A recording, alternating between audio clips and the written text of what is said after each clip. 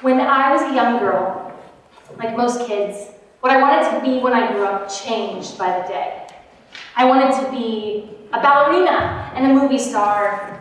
I wanted to be a veterinarian. I wanted to be a chiropractor, which I have no idea how I was able to pronounce at that age. But there was something that I wanted to be no matter what the day was, and it was very weird. I was obsessed with the idea of being perceived as sick or injured. And I'm not talking, let's collect all the different colored Band-Aids obsessed. It was the reason why I asked my mom for crutches for 3 consecutive birthdays. And the reason why one time I showed up to the 1st grade with my entire foot wrapped in gauze because I had a hangnail. I don't have a picture of that day, but I know for a fact that I was not injured in this very, very flattering picture. Scary enough. One time my mom actually went into her shed and found me trying to break my own knee with a hammer. You can laugh. I have to laugh now, because while the visual is very disturbing, it's comical because I was 7 years old. I couldn't really hold a hammer, much less do any real damage with it.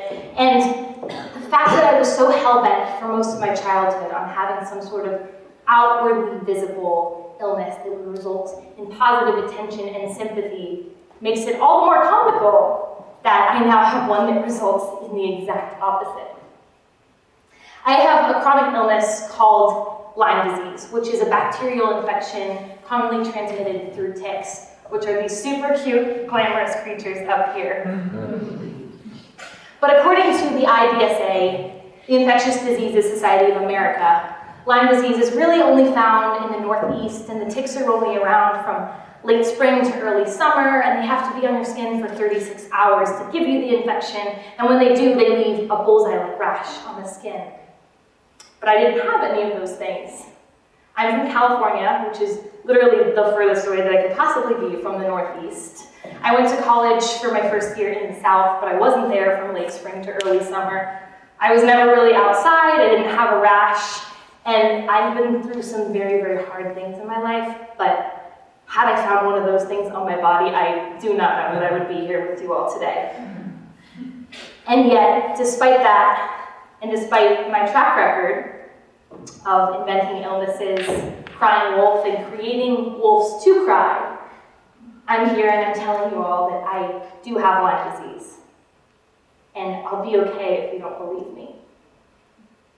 I first got sick 2 years ago when I went from this very energetic, vibrant college freshman who fervently believed that sleep was for boring people and got a more poetic version of that tattooed on my foot and miles to go before I sleep. I went from that freshman who believed that sleep was for boring people to the most boring person in the world because sleeping was all I could do. I slept for 20 hours a day, eventually dropping out of social circles and extracurriculars, and then my classes. When I went to the school health center to seek help, they tested me for mono and STDs and pregnancy tested me, and when everything came out negative, like I told them it would, they offered me a heavy dosage of antidepressants. The same cycle repeated with dozens of doctors, frustrating appointments, negative blood tests. But you don't look sick. Have you tried yoga? Have you seen a psychiatrist yet? My dad would come to my house to visit me, only to laugh at the dozens of pill boxes and bottles on my nightstand, which, in his defense, were very impressive. And at family events, people would come up to me and talk about how they were once depressed and homesick in college, and I shouldn't be ashamed to admit that I was too. But I was not homesick in college, and I had never been depressed in my life. And I knew these things, but I also couldn't help but wonder if they were all right, if I was making this all up for attention, because I knew I was perfectly capable of doing so.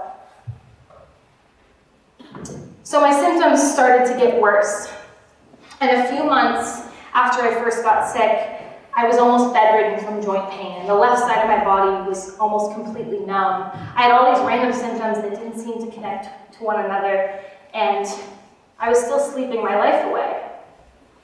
And even when I was awake, I felt like I wasn't awake. I was experiencing what I now know is called Lyme-induced encephalitis, which means inflammation of the brain, and occurs in a handful of people who have active infections. You all know what fog looks like, but I'm going to ask you to try and imagine what that fog might feel like if it was inside of your head, between your brain and the outside world. So instead of not being able to see the car that's in front of you on the road, you have a really hard time seeing the words and the thoughts in your head. And they don't really come out when you try to speak. And you have a really hard time understanding people when they talk to you. Sounds are way too loud and colors are too bright. And the plots of reality TV shows are too complex for you to follow. Basically, you have like the worst hangover ever. So that was where I lived. I lived in this fog, and sometimes I would catch myself staring at a bare wall. And my mind was almost completely void of thoughts, until occasionally I thought, I'm staring at a wall. And then, a little bit later, why am I still staring at a wall? And then I would look out my window, which was a much more exciting view, but my mind was still pretty much blank, until I came across the occasional, very, very profound thought, like, there are a lot of people in this world that I don't know. And planes are flying. Thank you for noticing, Katie. That's been happening for a really long time, but I'm proud of you for knowing now. And I would pick up my phone to respond to a text message. And instead of actually really reading what the text message said, I would just stare at my phone and I would think, I'm talking to my friend through a chunk of metal. And then I would look at my hand, and I would think about how crazy it was that I inhabited this strange body, but had so little to do with who I actually was. And eventually, things got a lot worse, and doctors really couldn't figure out what was wrong with me. I went to one after the other. WebMD couldn't even give me some ridiculously rare terminal cancer diagnosis to go with. And so I had to be my own WebMD. And I was really, really scared, so it wasn't a very fun one. Every time I had a new symptom, it would echo in my brain, which told me, you're about to die. And so I would spend hours every day preparing myself not to wake up in the morning. And I would take my muddled mind through all the possibilities of what could happen after I went. I would go into my mom's room if I could, and I would ask her if she could check on me to make sure I was breathing through the night. Sometimes I really wanted that death. I wanted it really, really badly. Because while I had no idea what would come after that death, I also had no idea what would come before it in life. No one could tell me that I had a reason to believe that I was dying, but no one told me that I had a reason to believe that I wasn't. Until the glorious, hopeful, beautiful, perfect day when I was diagnosed after 9 months with Lyme disease. And I didn't care what the prognosis was. I was so excited. I felt like I had something to validate my experiences and to prove to other people that I wasn't making everything that was going on up. So I went home after my appointment with my mom, and we looked up chronic Lyme disease to see what it was about. And we expected treatment plans and success stories and all those exciting things. And instead we found just chronic Lyme disease exists. The mystery of chronic Lyme disease. Chronic Lyme, real or imaginary? No, you do not have chronic Lyme disease. We found that my diagnosis was one of the most controversial topics in Western medicine, that there was no agreed upon treatment method, few success stories, and worst of all, we found that the people who claimed to have it were patronized for it. This is Yolanda Hadid. She's a real housewife, a Lyme advocate, and one of my personal heroes. But all of these people, all their stories were so similar to mine. They had all these symptoms that didn't seem to connect The brain fog, months that turned to years and years without a diagnosis. Doctors that told them everything was in their head, thinking that they were dying. And by this point, my brain was a little too far gone for logic. And so I really only had my body to listen to. And my body told me that, like these people, I was really sick, and I did have Lyme disease. And believing what that body told me led me to treatment, which I was always really excited about. And it led me to being able to be here with you all today. But having a disease that is controversial, that I have to make sure I don't mention in the ER for fear of being offered antipsychotics, which was actually happening when this picture was taken. But having a disease that is also totally invisible, that no one can see from the outside, that is not exactly what young me asked for. And there was a certain day, a few weeks into treatment, when she decided to come out and tell me a little bit about what she thought about that. I was in the grocery store, which was a very overwhelming place for me. My mind couldn't process all the colors and the sounds and the hurried people walking everywhere. It was totally sensory overload. And when someone would walk down the aisle, where a normal brain would just walk, my brain thought, do I go left? Do I go right? How do I walk through the people? And I would just stand there in the middle of the busy aisle like this, shaking. And my head would pound because it was yelling at itself. And then I would go find my mom and hold her arm, or go find an aisle to go cry in. And I was standing zoning out in an aisle when I think that someone shot me a perplexed look because I was blocking a lot of people. And I was really sensitive. And so I totally broke down and I thought in my head, why can nobody see me? Why does nobody in here understand how hard it is for me to be here right now? Why does nothing about this stupid fucking illness show up on the outside? And then I felt really badly about having those thoughts. And I thought about all the people within my sight and wondered what they might have been frustrated about that day.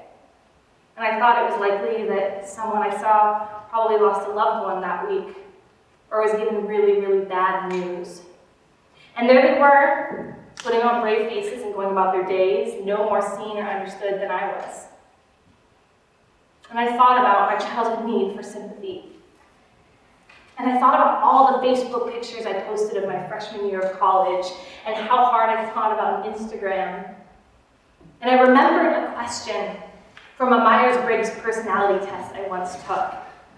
It said, if you climbed a mountain, how hard would it be for you not to tell someone that you climbed that mountain? Great question, right? And I knew my answer immediately, but I wanted that answer to change. I have a disease that is not only controversial, it is inconsistent, it is invisible, so it is so pointless for me to sit around wishing that everyone could see just how tall my mountain is. And just how far I've come, and just how far I have to go. It's useless to me. I can advocate for people that have chronic Lyme, and I can donate to research, and I can try to articulate my experiences in the best way I can. But at the end of the day, I am the only one who will ever know what my illness feels like. And that's an isolating reality, but so is being alive. So is being the only voice inside of these heads, and the only brain behind these eyes for an entire lifetime. So I was in treatment for a year, and my body got a lot better, but my brain stayed just about where it was. And I reached a place where I had to decide whether I wanted to keep fighting that brain, or if I wanted to try and somehow love it, to try and find the opportunities within my disabilities. So I started to do what I now call dancing in the fog. I couldn't really understand what other people were saying, but I always understood what I was saying to myself. I noticed my symptoms. I noticed when I was hungry, when I needed a nap, when something made me feel sicker, when something made me feel happy. And what made me feel happy was doing all the things that I did when I was a little girl. running around the house and dancing and singing at the top of my lungs, blasting music, playing dress up in my mom's closet, doodling in my notebook, writing poetry when I could, painting ridiculous things, and staring out the windows as much as I wanted to. And strangely enough, as I started to do those things, not only did I feel better emotionally, but I started to feel better physically. I haven't been on any medication since then. And although I'm still chronically ill, I'm still disabled, and I'm pretty sure that writing this TED Talk took so much longer than any State of the Union ever has. I'm back in college, and I'm forming words right now. And I'm so thankful. And I'm thankful for myself. I'm thankful for a lot of other people who helped me along the way and continue to, but above all, I'm thankful for me. Because while through all of this, I lost touch with friends, and I lost brain cells and time, and my mind a little bit, this being, this voice inside of my head, I was there the entire time. Someone wise once told me that it is impossible not to love someone that you already really truly know. And they probably didn't tell you that you should develop Lyme disease and look inward and dance around your house and play dress up to do that. But they probably would agree with me when I say that you are all really, really complex, really interesting people with bodies and brains. And it would be of great benefit to you and to the world around you if you really, really got to know who those people were, because you might really, really love them. Thank you.